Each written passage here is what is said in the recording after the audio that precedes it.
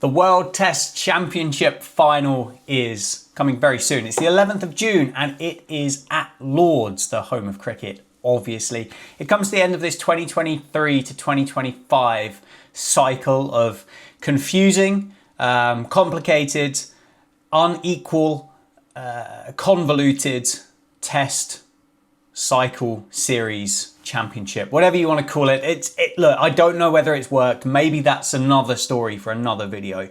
But yeah, look, let's have a look ahead to the final. If you're new here, subscribe. Please like the video for me and just comment all the way through. Let me know what your thoughts are. Let me comment now, actually. Let me know who you think is going to win the World Test Championship final.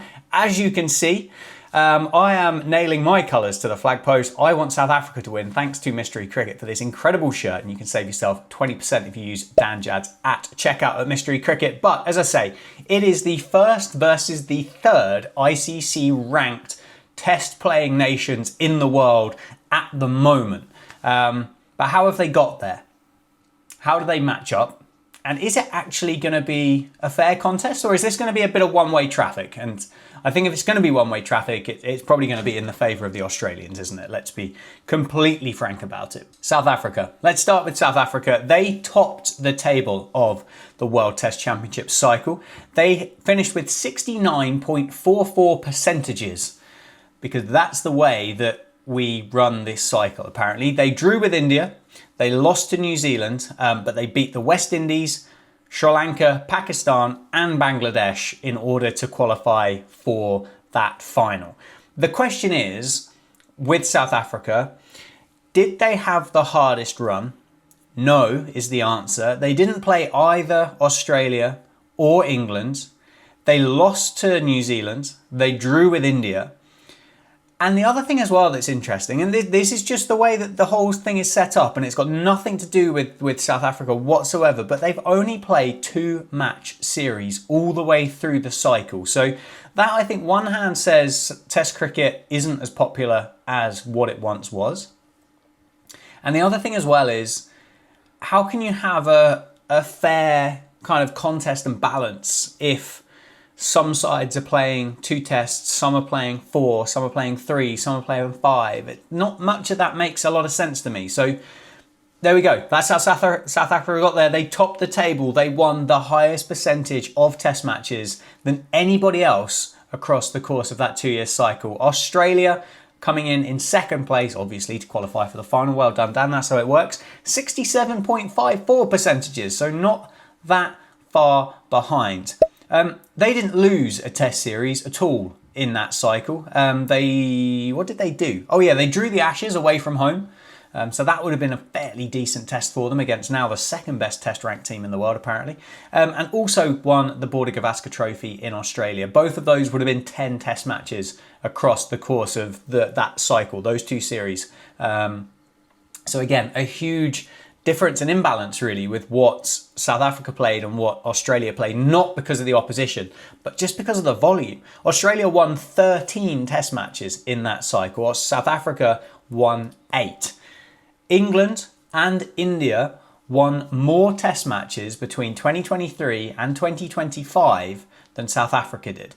But South Africa, because of the percentage weight and because of the way that the World Test Championship cycle is created and set up, they have qualified as the most successful, best, most winningest, the highest percentage test team in the world across the course of those 2 years based on the oppositions that they played. So the question is really, is the structure right? That I think is the biggest question to kind of figure out. And as I've stressed, I don't believe this is South Africa's fault. They've done exactly what they've had to do through this cycle in order to qualify for the World Test Championship final.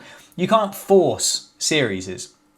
You can't force the 5 test match series between Bangladesh and Sri Lanka so that then the numbers are even, because they just won't make any money. To host a test match is crazy money at the moment. And there was something quoted like £500,000 a test match, which is what Zimbabwe are committing to play the test that they are over the next 12 months, which is crazy. But it doesn't feel balanced, does it? And I think that's probably the hardest thing. I have a theory. I have a theory and a solution, but I don't know whether it will work, and I'd love to hear your thoughts on it. But could there be a structure that you play, for this World Test Championship cycle, you play every test playing nation twice over the course of that 2-year period. Maybe it needs to be extended to 3 or 4 years. I don't know. I don't know the exact maths behind it. You play one test at home, you play one test away against that same opposition. So therefore, it's all even, as even can be. And it's only those designated test matches, so say the first of the series of each of these series, because again, we're never going to get away from the fact that the Ashes wants to be 5 tests and Bangladesh versus the West Indies wants to be 2. That's never going to happen. But the first test of each series qualifies for the World Test Championship points. You get the result, play the rest of the series, you can have your little urn and your whatever the Border-Gavaskar trophy looks like and all that other good stuff. But then as well as the flip side to it, then the team who have hosted then have to travel to Bangladesh, for example. And England haven't played a test match in Bangladesh for ages. So how good would that be to make sure that those things actually do happen? Feels like it grows the game. And it feels like it's fair. But let me know if you think that's actually sensible, whether you think this utter waffle and I've made the worst idea that's ever possibly come through my mind. Let's have a look at the records and some of the top performers and kind of see whether these teams are actually balanced up or not. And again, we have to kind of caveat this with the total numbers, because Australia played more than South Africa. You play more, you get more opportunities to score more runs, take more wickets. That is just the pure reality of the situation. There are 4 Australian bowlers in the top 10 wicket takers for this cycle. 4 of them, all 4 of them, because they only play with 4. Kagiso Rabada is the highest wicket-taking South Africa in this cycle, and he's 14th. His bowling average, I will say, does come in at 19.97, which is better than Pat Cummins, Nathan Lyon and Mitch Starc, but not as good as Josh Hazlewood. Then the batters, you've got Khawaja, Smith and Head are all in the top 10 run scorers, and you have to go down to 34th to find the first South African. That's David Bedingham with 645 runs at an average of 34 during this cycle. So again, you have to stress the fact that South Africa haven't played as much, so therefore aren't going to get those total numbers. But let's have a look through and let's have a look at the bowlers, the batters, and kind of see how they actually mirror up. So the Australians, Cummins, Starc, Lyon, 2nd, 3rd and 4th, 73 wickets, 72 wickets, 66 wickets at 24.5, 27.3, 24. And then Josh Hazlewood in 7th, 57 wickets at 19.7. He had that injury, didn't he? South Africa, Rabada 14th, 47 at 20s. Maharaj 40 at 20.5s in at 16th. Marco Janssen 29th with 29 wickets at 21.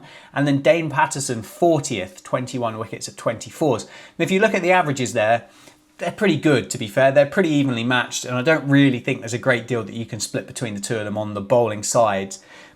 But it feels like Australia's bowling lineup is better than South Africans. Rabada would walk into that side, no doubt about it. But I think Lyon's a better spinner, and I think Cummins and probably Hazlewood are better options than Janssen and Patterson. Well, in fact, I know they're better options. They just are.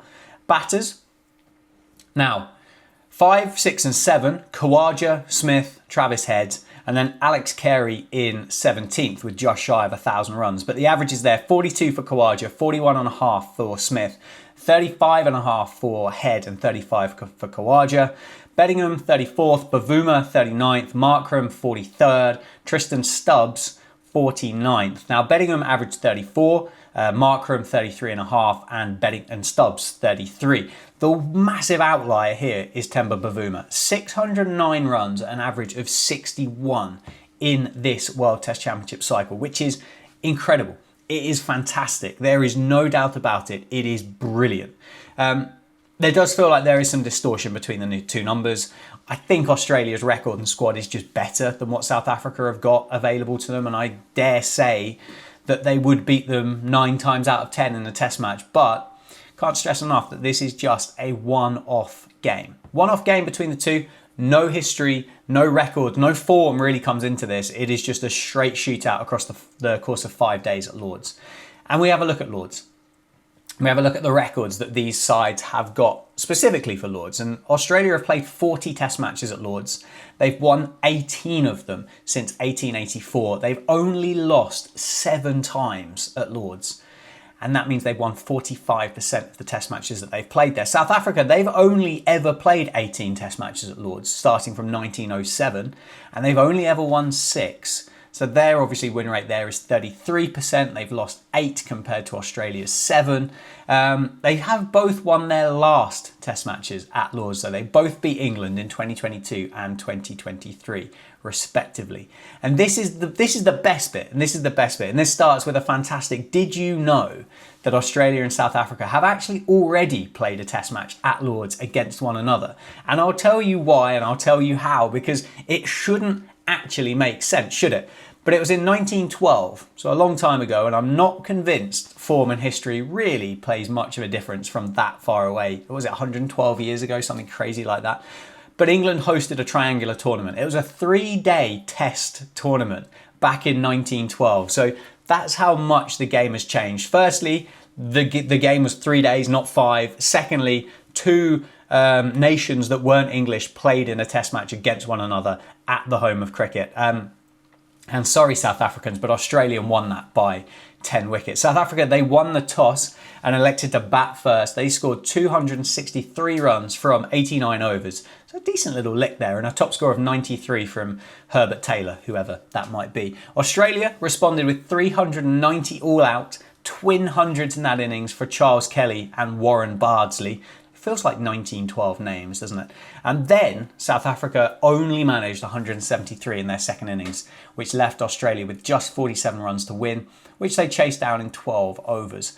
As I said, I don't think that'll contribute to the World Test Championship final in June 2025, but who knows? Little feather in the cap for Australia, if they need another one anyway.